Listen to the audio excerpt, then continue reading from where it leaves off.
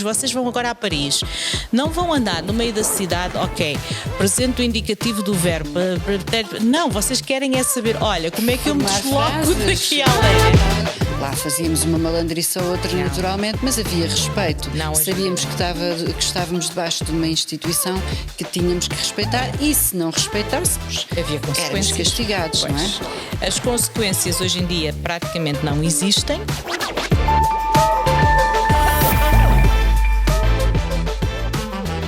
Este episódio tem o apoio de Creative 7, a empresa de marketing que faz o seu negócio brilhar. Estamos. Olá. Agora cá estamos no Sem Espinhas. Sem Espinhas. Já sabe que o Sem Espinhas está em todas as plataformas online. Eu começo por dizer o Instagram, o Facebook, o LinkedIn, Spotify, YouTube. E acho que me falta mais. Não, acho que dissemos tudo, não foi? Facebook, LinkedIn, Twitter, Instagram, Twitter, temos tudo. Temos tudo, como na farmácia, mas em melhor qualidade e tudo saudável. Nada de químicos. Nada. Fórmulas químicas não é connosco. Hoje estamos só nós. É verdade. Ora cá estamos só Mas duas. Ambas as duas, não se diz ambas as duas, estou a brincar. Não digam isso, que isso não se diz. Estamos aqui também para dizer aquilo que não se deve dizer. Sem espinhas. Olha, hoje principalmente, porque vamos falar um bocadinho de como é que está o ensino, desde as camadas mais jovens até já na parte final, nas universidades, e como é do interesse particular nosso, do nosso interesse particular, como seria o ensino das línguas. Sem dúvida, eu trabalho com ele. Olha, como é que ele está? Para começarmos com essa parte. Tu ensinas francês. Eu ensino francês. Ensinei português durante alguns anos, agora fiz uma pausa porque era muito trabalho, mas ainda sou abordada por várias pessoas que me perguntam se eu posso dar aulas, eu reencaminho para colegas minhas. Aliás, há colegas que vivem em Portugal e que se ajustam ao horário, do fuso horário, e que dão aulas através de Zoom. Portanto, hoje em dia há várias possibilidades nesse aspecto. Mas eu ensino línguas francês, sobretudo, há 23 anos e tenho visto muitas mudanças, menos na forma como abordamos o ensino da própria língua. A mudança vem da parte do aluno, a forma como querem aprender, a forma como a tecnologia veio facilitar a aprendizagem das línguas, tudo isso se realmente transformou, mas nós continuamos ainda presos no início do século XX, na forma mesmo como... sistema de ensino. Mesmo sistema. E achas que isso será devido a quê? Não haver vontade dos governos de investir, porque isso implica dinheiro, naturalmente, exato. E também falta de vontade das formação pessoas. Pessoal, formação dos professores para se adaptarem a uma nova forma de ensino. E acho que também há determinados professores que têm falta de vontade de mudar, porque acomodaram-se naquela forma. Eu aprendi desta maneira, porque é que tenho que fazer diferente? De modo geral, as pessoas têm muito receio da mudança. O medo da mudança. E eu acho que esse é talvez um dos problemas principais, em que a mudança... Eu lembro-me com a pandemia, foi uma dor de cabeça, mas vou dar aulas por Zoom, e como é que é o Zoom, e não sei o quê. Quando eu já fazia isso com alunos que estavam à distância, nunca me assustou, e eu acho que nós nunca devemos olhar para, seja lá o que for, neste caso a aprendizagem de uma língua, como um bicho de 7 cabeças, e não, é assim que tem que ser, eu aprendi assim, a gramática é tudo. Mas e se a pessoa não quer saber da gramática, mas quer saber falar? Portanto, esse é um dos problemas que eu acho que é o que se passa com muitos de nós que emigramos para um país estrangeiro.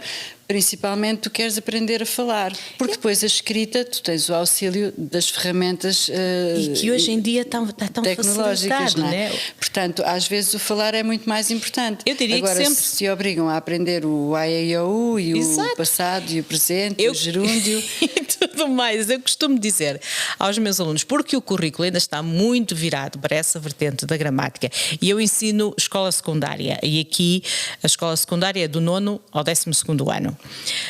E eu costumo sempre dizer aos meus alunos, o mais importante, eu dou cerca de 30% a 40% da minha nota à componente oral, à componente da comunicação, e muitos deles ficam a olhar para mim um bocado traumatizados, porque eles vêm já habituados, dos primeiros 8, 9 anos de escolaridade, habituados a conjugar verbos, e é o que eu lhes digo sempre, vocês conseguem conjugar verbos, vocês conseguem saber as terminações de adjetivos irregulares, mas não me conseguem dizer, eu quero ir à casa de banho, por exemplo. Portanto, há qualquer coisa aqui que não está a trabalhar bem, e por isso é que a oralidade é tão importante.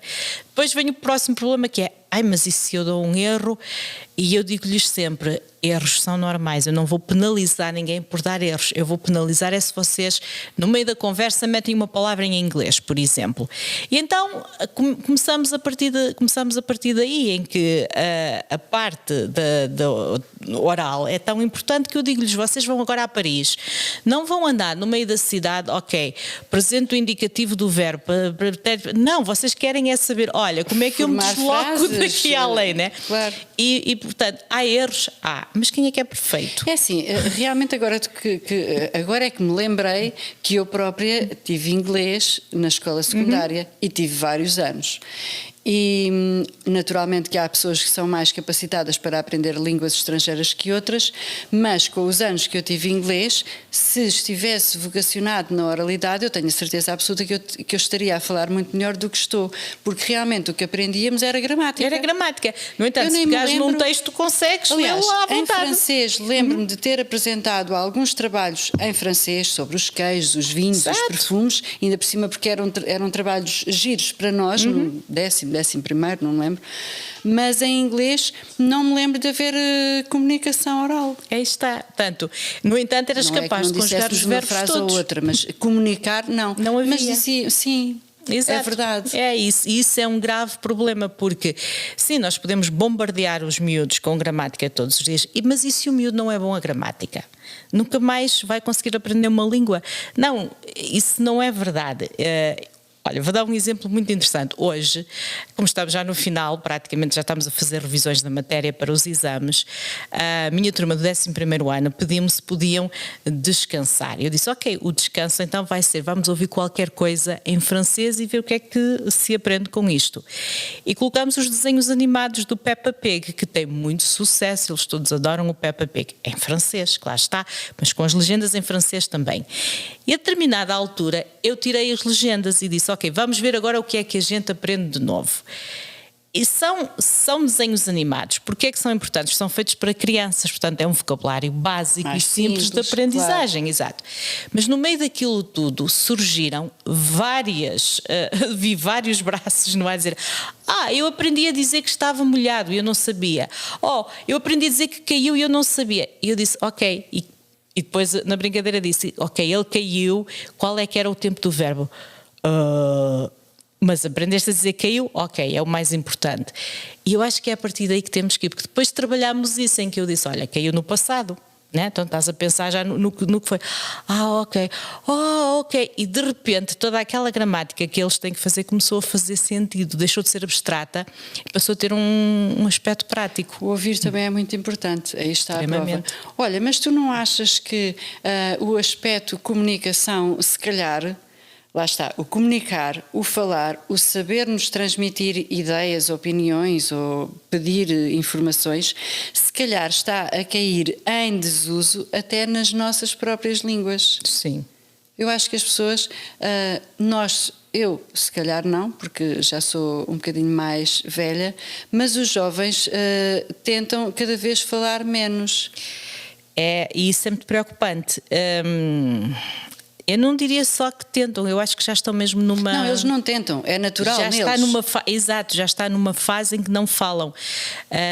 Cada vez mais se vê, eu vejo, sobretudo com as turmas que estão a chegar ao 9º ano, damos trabalho de grupo e se dissermos que o telemóvel pode estar junto a eles estão em grupo a falar por mensagens. Uns com os outros. Eu pensava que isso era uma anedota. Não é, não. Diz isso, eu pensei que era anedota, juro. Não é. É um silêncio absoluto. O que pode ser um paraíso para o professor ter assim aquele silêncio para descansar. Mas não é. De ser triste. Mas não. A mim faz-me confusão e eu digo-lhes sempre, a arte de comunicar envolve falarem uns com os outros, trocarem ideias. Sim, nós estamos a trocar ideias, mas é pelo telemóvel. E tanto eu tenho que dizer. E depois passa-se outra coisa interessante. Arrumem os telemóveis, ninguém precisa de telemóvel dentro da sala de aula para fazer o trabalho que está a fazer, façam o trabalho de grupo. Podemos fazer sozinhos. Não, é um trabalho de grupo, não é um trabalho individual. Falem. E depois há aquela coisa de não saberem o que é que hão de dizer. Infelizmente não é anedota, é a realidade. Por isso é que eu digo e repito mais uma vez, com o facto dos miúdos estarem cada vez mais acompanhados do seu computador, do seu telemóvel, de tudo isso, estão a perder competências sociais. Mas eu acho que essa parte também tem que vir de casa, não podem ser os professores a ensinar-lhes tudo, não é? Tu tens que ensinar francês, não podes ensiná-los a ter modos, a comportar-se em sociedade, a saberem agir em grupo. Quer dizer, se calhar tentas também, mas acho que essas funções já devem vir de antes. E infelizmente essas funções deixaram de ser, na maior parte dos casos, vou generalizar, claro, porque há pais ainda muito bons que sabem educar muito bem os filhos, né? Mas infelizmente cada vez mais estamos a ver essas funções a passarem para o professor. E aquela história da casa dos pais é a escola dos filhos. Não conheço essa. A minha avó dizia-me sempre: a casa dos pais é a escola dos filhos. Mas ela dizia pela positiva, aprender a ser educado, aprender a falar, a cumprimentar as pessoas. Essa escola hoje em dia já não existe. Hoje em dia essa função passou também para o professor, porque os pais querem ser cool, querem ser como os miúdos. Eles têm, o meu pai é muito fixe, a minha mãe é muito porreira. Não, há uma diferença. Podem ser muito fixes, mas devem continuar a ser pais. E essa função... eu acho que sou mais ou menos fixe, a minha filha o dirá, mas sou mãe. Claro. Eu sou mãe da minha filha, quer dizer, e muitas das vezes que eu me lembro que a repreendia nesta ou naquela situação, fosse o que fosse, eu ainda hoje digo, eu fui uma mãe muito, muito chata. Porque eu acho que estava constante. Tu tens que estar sempre de olho, porque se não estiveres, há mínimas coisas que eles estão a fazer, mas que temos que ensinar, temos que repreender. Por isso eu costumo dizer que ser mãe ou ser pai não tem férias, não tem fins de semana, não tem feriados. Não. Mas eu fui muito chata, mas acho que valeu a pena. E podia ter sido mais ainda. E ela agradece-te. Eu não sei se ela agradece, mas eu reconheço que ela não ficou nada incomodada com essa educação. E não está traumatizada. Absolutamente. Pois, porque ela é tudo menos traumatizada. Pois, hoje em dia o problema é a tal coisa, porque tem ansiedade. Mas nós temos os pais a entrarem em contacto connosco e a dizerem: se calhar modificou o teste porque está a sofrer de muita ansiedade. Ok, eu não sou a favor de se julgar a sabedoria. O teste, como assim? Ou seja, se eu vou dar agora, estamos em exames, tem que saber dizer, por exemplo, que idade tem, onde mora, não sei quem em francês. Se calhar em vez de 10 perguntas, pedir só para fazer 5 e dar uma escolha. Não, porque isso deixa de ser deixou de ser o objetivo de se estar a ensinar, e não é justo. E a desculpa é sempre porque está com muito stress, está com muita ansiedade e porque não está a conseguir e não se lembra. E o que eu me tenho estado a perceber é que os miúdos inventam qualquer coisa, dizem que não se estão a sentir bem e os pais acreditam e vão logo mandar logo uma mensagem ao professor, um e-mail, telefonar, seja a forma como for, para dizer: se calhar estás a ser muito exigente com o meu filho ou com a minha filha, se calhar o exame vai ser muito difícil, se calhar... Não. E é o que eu digo sempre, como pais, eu tive um caso recente em que a mãe me enviou um e-mail a dizer: eu não consigo fazer com que ele se sente a fazer o trabalho, ele não me consegue escutar, por favor vê o que é que podes fazer com ele. Mas e quem é que é o filho? Tens que ir para lá para casa demorar uns dias. Não é? Mas e que idade tem essa pessoa? O filho tem 14. Ok. É assim, mas é normal que de vez em quando não se consiga sentar os miúdos a fazer os trabalhos. Agora temos que saber gerir isso. Porque são miúdos, têm 14 anos. Isso é parte dos pais que têm que saber gerir a coisa. O que é que eu vou fazer se ele não te respeita a ti? Essas questões da ansiedade e do stress... Nós também tivemos. Todos temos. Só que ninguém andava a falar de ansiedade e stress a toda a hora porque havia... E saúde mental e não sei o que mais. Exato. Quer dizer, então aguentas-te à bronca, estudas mais um bocadinho, dormes mais uma noite para descansar. Mais uma noite, mais uma hora por noite para descansar. Aí é que está. Duas coisas muito importantes. Ninguém sabe estudar hoje em dia, ninguém sabe fazer apontamentos, ninguém sabe como estudar. Querem tudo de mão beijada. É do género, eu estou a dar uma aula... E vejo alguém sempre a fazer a pergunta: essas notas vão estar, esses apontamentos vão estar disponíveis no Google Classroom? Não, este trabalho é meu, eu estou a ensinar-vos, vocês têm que tirar apontamentos, vocês têm que prestar atenção. Não é, olha, estou a olhar para o teto e depois vem-me o trabalho de mão beijada. Essa é a primeira coisa. Segunda, estão constantemente a cair de sono, sobretudo de manhã. é que os miúdos hoje em dia não dormem. E eu já fiz este teste várias vezes de: a que horas é que te deitaste? A que horas foste para a cama? Meia-noite, 1, 2 da manhã. Levantam-se às 6 ou às 7 para ir para a escola. Está aí o problema. E depois estão aqui com o sono, não se conseguem concentrar. Quer dizer, há toda E depois estão estressados e ansiosos, porque a falta de sono também faz isso. Claro, eu fico super mal disposta quando não descanso, né? E depois a alimentação, as carradas de açúcar, bolos, a alimentação é péssima, claro, né? Que dá uma energia falsa, né? Mas que dá cansaço provoca... ao mesmo tempo. Exatamente, né? Sim, porque é logo ali, é só uns picos de energia e volta abaixo outra vez. Depois que eu estou com moleza. Pois a tua escola, as escolas aqui maioritariamente não servem refeições aos alunos? Ou servem? A tua serve? Não, no sentido que, por exemplo, das cantinas em Portugal, né? E os refeitórios em Portugal, não nesse sentido, mas sim, há comida. Por exemplo, a minha escola é uma escola relativamente grande, tem cerca de 2.000 alunos. Sim, claro. E tem uma cafetaria que serve, tem várias opções, vários pratos italianos, às vezes fazem comida mexicana. Que interessante. Depende dos dias em que como é uma escola com uma população oriunda da Europa do Leste, às vezes há determinados dias em que a culinária tem pratos da Europa do Leste. Mas pronto, o habitual, as batatas fritas, as pizzas, os hambúrgueres, etc. Não há controle relativamente. Controle estreito relativamente à alimentação? Não, nesse aspecto não há. E depois, em frente à escola, há uma pequena plaza em que tem também estabelecimentos, uma pizzaria, um Tim Hortons, quer dizer, também não ajuda muito nesse aspecto. Mas a alimentação não é das coisas mais cuidadas que temos. Há um programa de pequeno almoço que é grátis, da parte da manhã, é oferecido por todas as escolas. Começou por ser para os alunos que não têm possibilidade de tomar um pequeno almoço em casa. Hoje em dia está aberto aos alunos todos. Que bom. E esse aí é um bocadinho melhor, porque tem iogurtes, tem fruta, também tem lá bolinhos e coisas do género, mas é um bocadinho melhor e alguns alunos realmente vêm para a escola já a pensar nesse programa. O problema é que se chegam atrasados, a campanha toca às 8h30, o programa encerra às 8h25. Porque é para não chegarem atrasados às aulas, né? Aqueles que chegam depois, se não comeram, também já não comem, porque naquela manhã eles dizem: não, querem comer, têm que estar aqui às 8 da manhã para que possam realmente. Há também essa dificuldade de cumprir horários, de cumprir regras. Por parte dos jovens. E cada vez mais. Mesmo dentro do ambiente escolar, que à partida. Antigamente era um sítio que nós tínhamos realmente que respeitar, lá fazíamos uma malandriça ou outra naturalmente, mas havia respeito. Sabíamos que estávamos debaixo de uma instituição que tínhamos que respeitar e se não respeitássemos, havia consequências. Éramos castigados, não é? As consequências hoje em dia praticamente não existem. E não há respeito nesse aspecto. Não há dia nenhum que eu não tenha alunos que não cheguem atrasados à aula, que interrompam a aula e que exigem. Hoje em dia já não me dizem isso, mas no início exigiam que eu recomeçasse a aula e a explicação, né? Exigiam mesmo. Não, tens de começar. Espera lá, não é assim. Primeiro, não somos colegas de turma. Claro. Eu sou professora, vocês são os alunos. Como estamos aqui, como eu estou aqui à hora de começar a aula e os demais colegas, vocês têm a mesma obrigação. Mas é complicado. Porque muitos chegam atrasados porque os pais é que os levam à escola e eles é que chegam atrasados exatamente. também. Não é só os transportes públicos, né? E portanto já não há esse respeito por horários. E como é que os vês?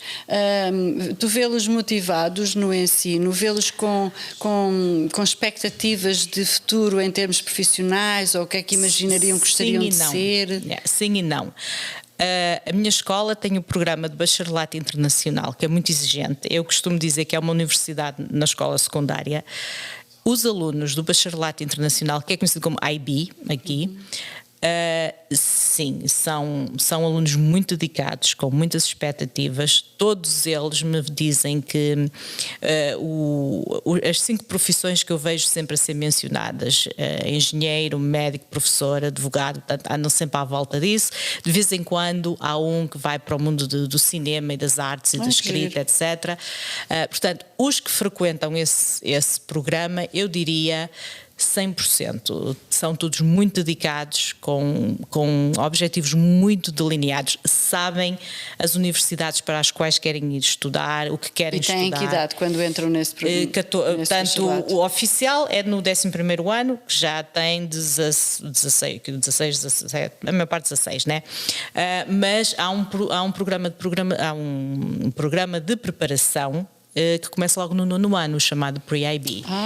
E portanto, tanto no 9º como no 10º, e são miúdos que não querem ter menos de 90, têm que ter 90 a tudo. E andam sempre a tentar saber mais, e se não percebem, olha, podes dar mais trabalho. E fazem trabalhos, são alunos que são capazes de estar 4, 5, 6 horas a estudar por dia, sem problema. Depois, isto é um extremo. Vai de um polo ao outro. Depois vai ao outro, né? E temos do outro lado, a maioria não quer saber. Há um programa que se chama Tentar Recuperar Alunos que estão em risco de não passar, e cada vez mais há alunos a entrarem nesse programa. O facto de terem eliminado os níveis de aprendizagem, que era o académico e o aplicado, applied, agora está tudo junto, não veio facilitar, porque temos miúdos muito bons, muito motivados, com aqueles que não querem saber, que não respeitam quem quer aprender, perturbam a aula constantemente, e é um caos. Achas que se eles pudessem deixar de estudar, deixariam? Sem dúvida. E fariam o quê? Não faço a mínima ideia. E eles fazem? A maior parte, nem eles sabem, porque a maior parte deles vivem nesta utopia do TikTok, não querem fazer nada e acham que a vida deles é TikTok. E enquanto os pais lhes dão os telemóveis e a roupa e dinheiro para unhas, as meninas têm sempre as unhas muito bem cuidadas, etc. Enquanto houver isso, eles não têm necessidade de pensar no futuro. Eles não precisam, eles dizem, ok, não, isto é muito bom, os meus pais dão-me dinheiro, eu quero um telemóvel, eu tenho telemóvel, quero ir ao cabeleireiro, eu tenho dinheiro para ir ao cabeleireiro. Portanto...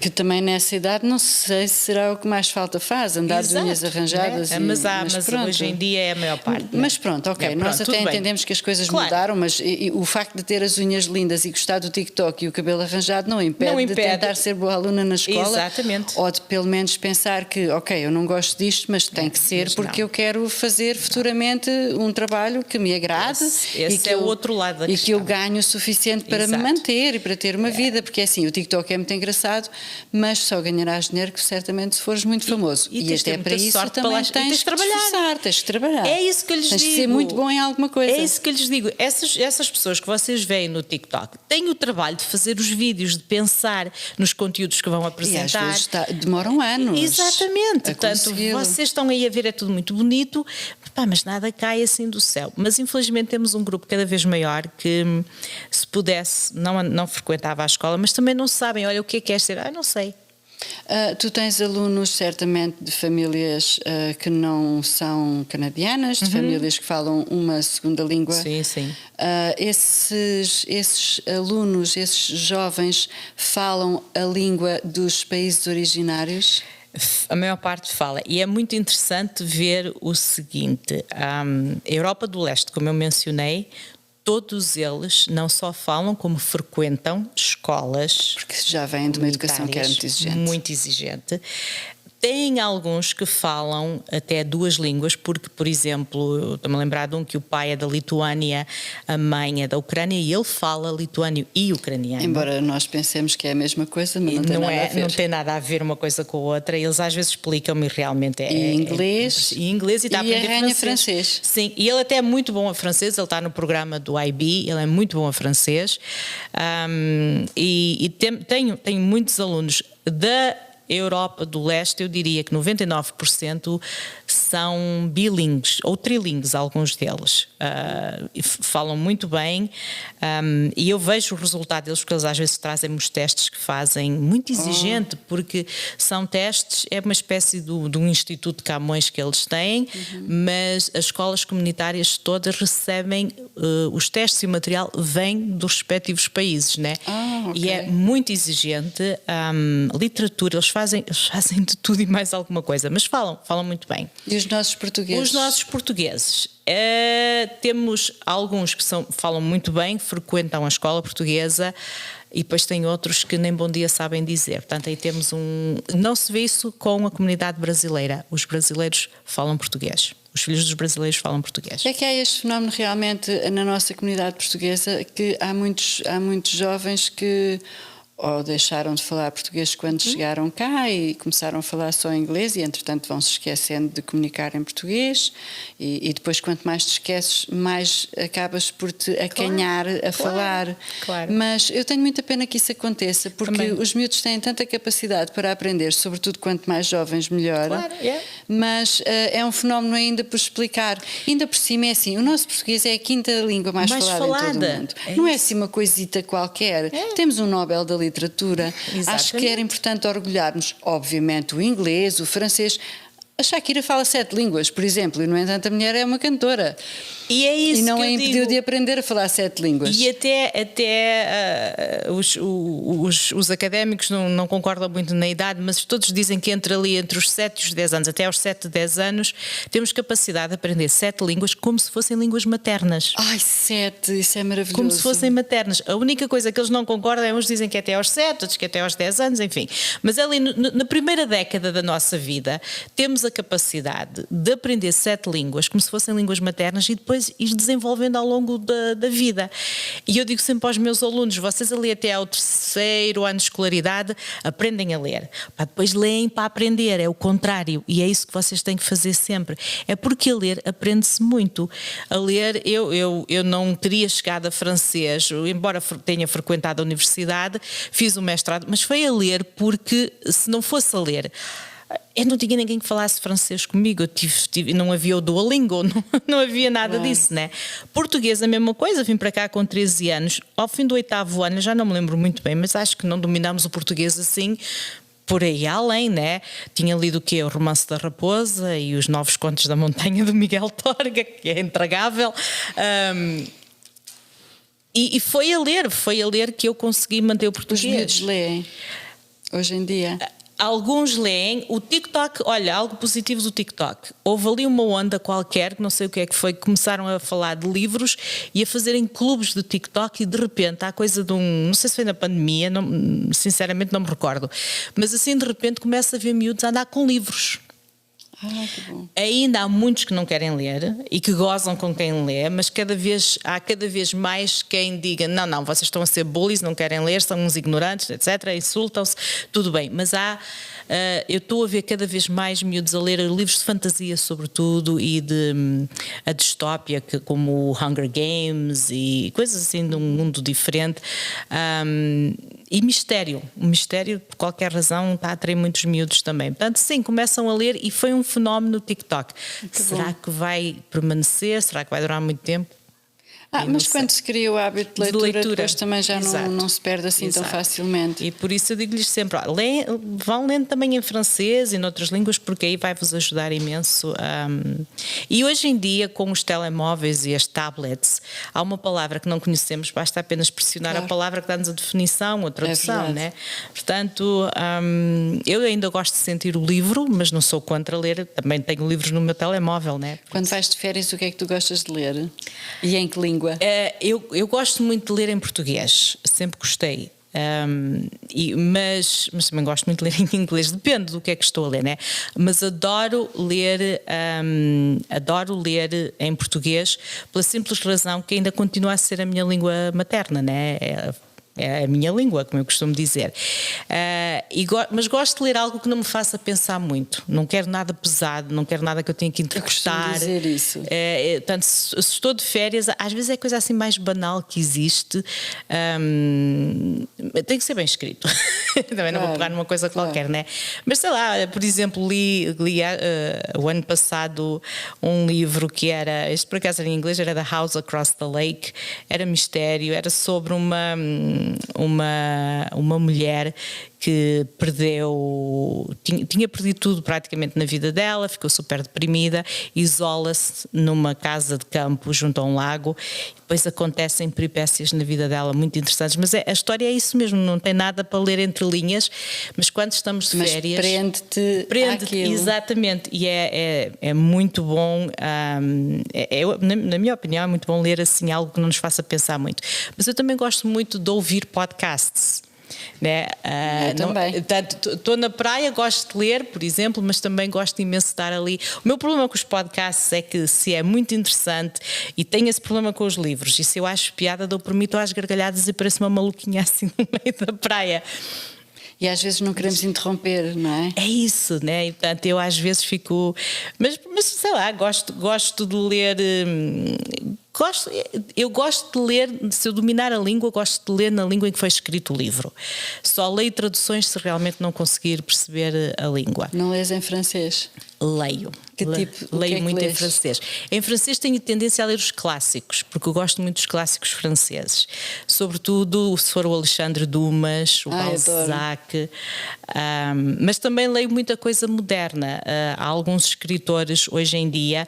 Eu tive que ler o ano passado, estava a pensar até colocar esse livro numa das aulas que eu ensino de 10º ano, que chama-se No et Moi, e é sobre uma adolescente que é super dotada e que com 13 anos anda no 12º ano, mas o lado social dela zero, claro, porque está no meio de pessoas muito mais velhas, muito mais inteligentes do que ela, é muito mais inteligente do que todos eles, mas não, emocionalmente não está lá. Claro. E foi um livro muito interessante que eu gostei muito de ler, No et Moi, para quem gostar de ler. Como é que se chama? No é uma das miúdas, et Moi, que ela depois faz a amizade com a No, que é uma sem-abrigo com 18 anos, e é através dessa sem-abrigo que ela aprende lições muito interessantes. É um livro que eu recomendo aos miúdos, eu ensino-o agora, consegui integrá-lo no currículo, sim, e é muito bom, muito Já giro. tiveste algum aluno superdotado?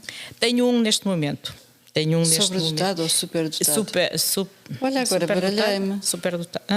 Olha, é um desses. Porque se for Exato, é superdotado. Exato, é o gift. Olha, desculpem, mas às vezes também há falhas. Mas espera, e quem é que é perfeito? Eu digo sempre isso às pessoas. Às vezes eu tenho alunos que têm 97, 98 e os pais vêm ter comigo.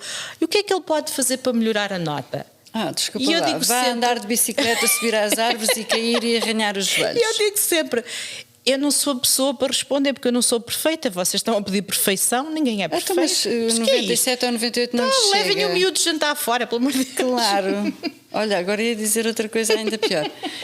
Mas enfim, pronto. Enfim. E que aprendam a namorar e a dar uns beijinhos. E a conviver. Porque tudo isso, eu não sei se está a perder, mas acho que se está a perder o encanto que existia nessas aproximações e nessas relações do seu lado emocional, romântico, sentimental, afetivo.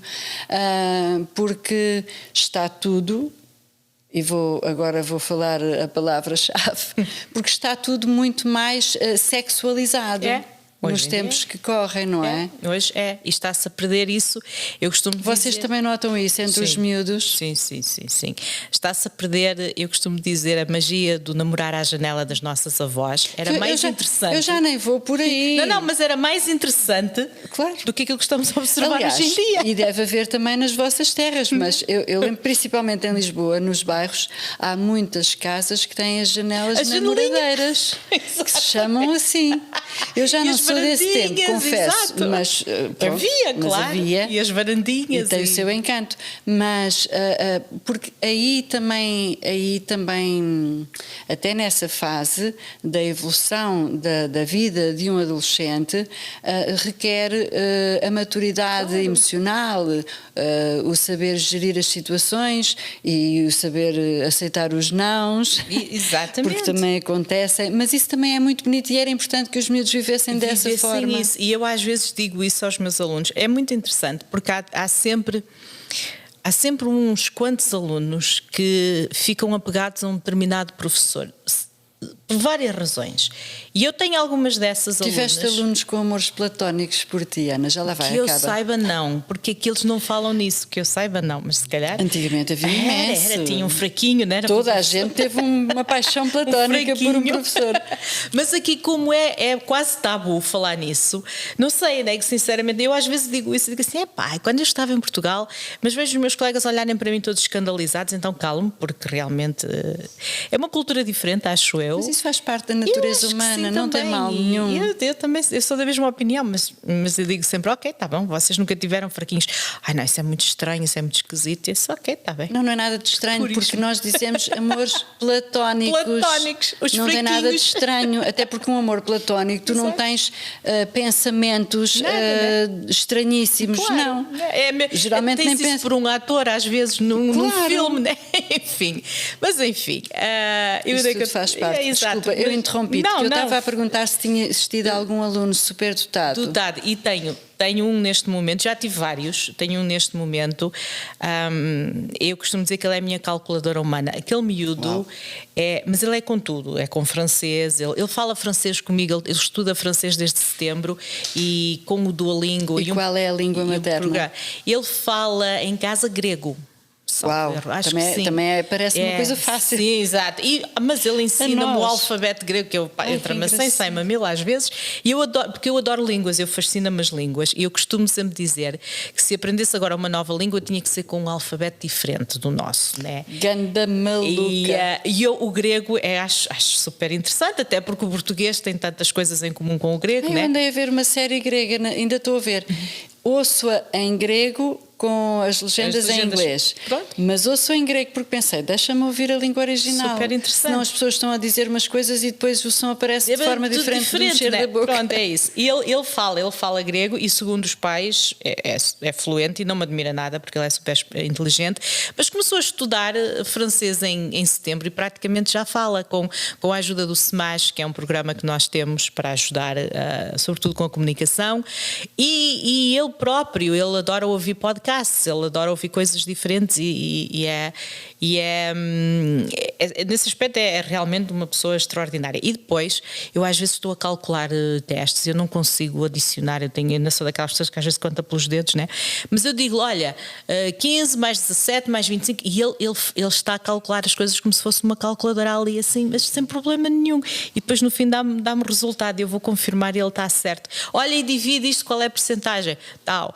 É super interessante. E o facto de ele ser superdotado, isso interfere com a sociabilização dele com os outros alunos? No início, sim. Ele era muito introvertido, muito tímido, e os outros achavam-no estranho. Cá está, weird, né? Claro. O inglês. Mas com o tempo, e porque eu não gosto que esse tipo de situação exista dentro da minha sala de aula, com o tempo eu fui, às vezes fazia trabalhos de grupo em que colocava-o com um que era um bocadinho mais fraco do que ele, mas que era extrovertido, e obriguei-os a começar a falar, e hoje em dia noto que ele realmente começa a ter mais confiança com as pessoas, mas continua a ser o mundo dele, é o mundo dos livros e de estudar, é o que ele mais gosta. Mas o que é que ele quer ser quando for grande? Ele diz que ainda não sabe, mas que está a pensar trabalhar para a NASA. Portanto, a astrofísica é aquilo que ele mais adora. A astrofísica. Que engraçado. E uma vez disse-lhe, olha, o guitarrista dos Queen tem um doutoramento em astrofísica, para quem não sabe, né? O Brian May. A sério? Exato, ele foi um dos que ajudou, aquele gadalhudo todo. Sim. Exato. Ele foi um dos membros que trabalhou, e eu agora não quero meter água, mas uma missão qualquer da NASA, não sei se foi para Marte, essa aqui é que eu não tenho certeza, mas ele foi uma das pessoas contactadas. A tese de doutoramento dele, o título está escrito em inglês, mas eu não percebo nada do que é que lá está escrito. Aquilo é tipo um parágrafo, só o título, e é tudo sobre a astrofísica, muito interessante. E eu disse-lhe, ele foi logo investigar o Brian May, o que é que ele fez, mas eles que ainda não sabem, mas que é uma das paixões dele. Mas para quem não sabe, Brian May tem um doutoramento em astrofísica. Pois, não sabia. Olha, um dia também podemos fazer um podcast só sobre os talentos escondidos das estrelas, do pop rock, olha, e outras assim. Essa aí é uma delas. É engraçado, porque, por exemplo, eu acho que muita gente sabe que a Shakira fala 7 línguas porque ela teve uma popularidade gigante durante vários anos, não é? E acredito que muita gente saiba. Mas é muito curioso. 7 línguas são 7 línguas, Qualquer caramba. pessoa que consegue. Ou, por exemplo, que o Bryan Adams ainda diz umas palavrinhas em português. E é um excelente fotógrafo. Exatamente. É um Olha, excelente é engraçado fotógrafo. que digas isso, que eu já nem me lembrava, mas eu tenho um amigo meu lá em Portugal que é fotógrafo. Ele começou por trabalhar em moda e depois, passado uns 2 ou 3 anos, um dia soube que ele estava com o Bryan Adams, não me lembro onde, a fotografar. Cá está. Era um projeto qualquer Aliás, que havia o e ele Bryan integrou Adams esse diz projeto. que entre a música e a fotografia não consegue escolher qual das paixões. Ah, não sabia que era assim tão... Ele é. E eu sigo no Instagram, bem, as fotos que ele faz, ele tem preferência por preto e branco, mas ele tem um olho para a fotografia. Tem que vir fenomenal. aqui juntar-se ao nosso português, Jorge Pimentel. Vamos convidá-los a estar connosco. Claro, exatamente. Tínhamos, pronto, íamos sentir se calhar um bocadinho apagadas ao pé Peixe fora desses d'água, seres né? tão grandes. Pronto, até porque eu digo sempre isto, mas Bryan Adams fez parte de toda a minha gosto adolescência, imenso de dele. todos os meus bons, maus e péssimos momentos, sempre ao som de Bryan Adams Ele é- e Oceano Pacífico. João Chaves, grande João Chaves. Agora acho que já não é ele, pois não. Não, já não. Já não é ele. Embora eu entrevistei-o há um tempo atrás, há uns 2 anos, e eu percebi que ele tem, eu já não me lembro bem, mas eu percebi que ele tem qualquer coisa online. Interessante. Temos que ir investigar. Olha, vamos o lá. grande João Chaves. O Oceano Pacífico. Mas espera lá, eu tinha falado tanto e eu sei que temos que acabar, mas e tu? O que é que gostas de ler? O que é que gostas de ouvir? Olha, isto, eu não sei se posso dizer isto. Eu gosto de ouvir podcasts sobre crimes. Eu gosto muito desses podcasts também. Mas eu confesso-te que não é o crime em si que a mim me interessa. A mim interessa-me o lado psicológico do crime. E o lado psicológico da pessoa que inflige o ato criminoso sobre a outra, porque eu não consigo e nunca conseguirei entender isso. E é isso que a mim me fascina, a mente, esse lado obscuro da mente humana, que eu acredito que todos nós tenhamos um pouquinho.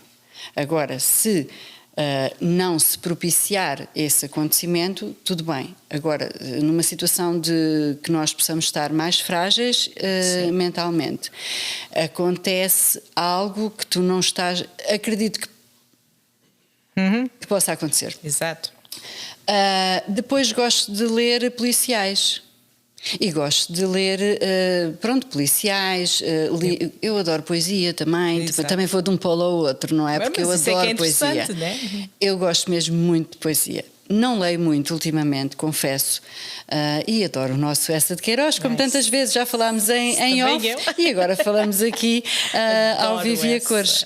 Eu também gosto. Eu gosto dessa escrita assim descritiva, porque me permite viver a situação como se eu estivesse ali. Isso, e é isso que as pessoas quando me dizem está um chato, leva 3 páginas a descrever uma porta, eu disse, pois, mas é que eu assim consigo imaginar a porta, cá está. Ele está a abrir a porta. Exatamente. Portanto, é isso que eu adoro. Eu gosto de alguns dos nossos clássicos. clássicos. Eu vou para um Alexandre Dumas, é por isso que eu vou para um Charles Dickens em inglês, porque todos eles têm isso em comum, não é? Claro.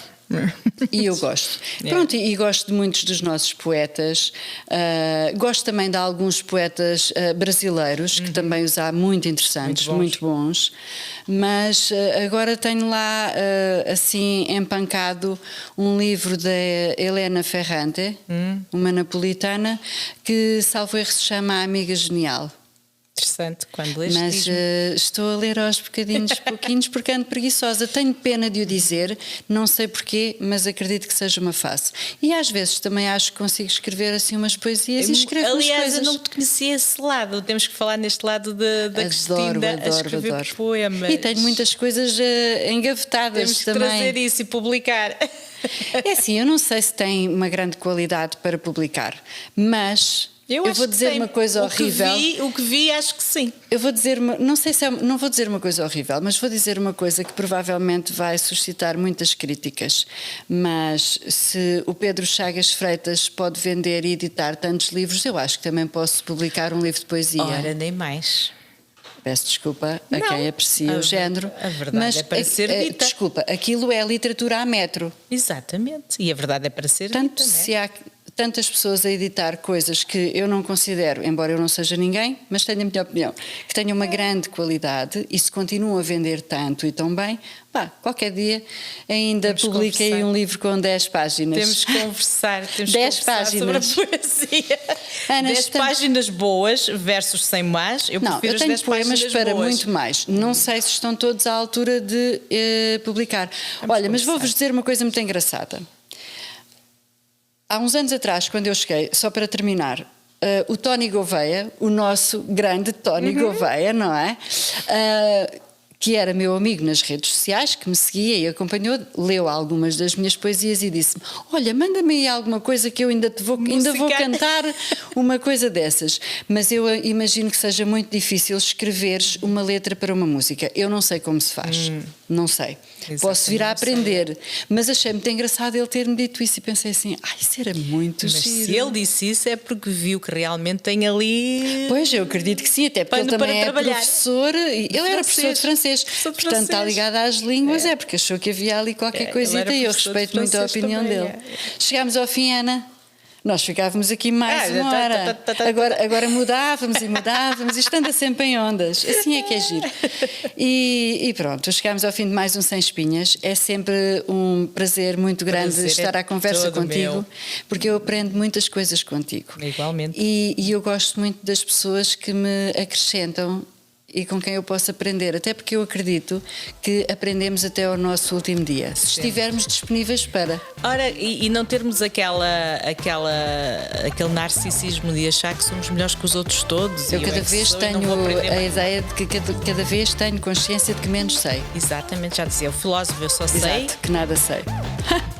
Muito obrigada, mais um Sem Espinhas que chegar agora ao fim. Portanto, já sabe que pode seguir-nos nas redes sociais, no LinkedIn, Instagram, Facebook, TikTok, Twitter e YouTube. E Spotify. Estamos também no Exatamente. Spotify. Portanto, ouça, veja, vá ouvindo, vá vendo, mas não deixe de nos seguir. Faça um like e partilhe, não é? Partilhe com os seus amigos também. Fale, diga alguma coisa. Ou dê-nos a sua opinião, comentários. Se gosta de conversas sem espinhas. Exatamente, quer vir aqui falar connosco. Nós gostamos de conversas sem espinhas, não se vê que nunca nos engasgamos. Nunca. E falar pelos cotovelos é algo que eu sou muito boa a fazer. Pronto, mas temos que ir. Obrigada. Tchau, Ana.